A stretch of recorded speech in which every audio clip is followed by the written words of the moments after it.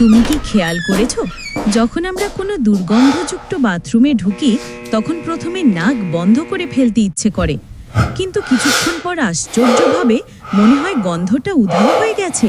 কেন এমন হয়?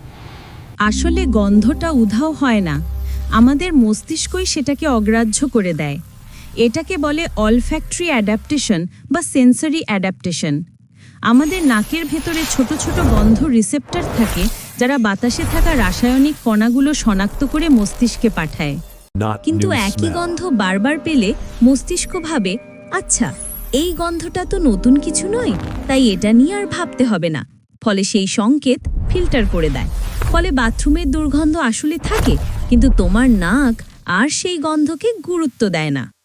বাইরে বের হয়ে আবার ঢুকলে গন্ধটা আবার নতুন মনে হয়, কারণ নাক তখন রিসেট হয়।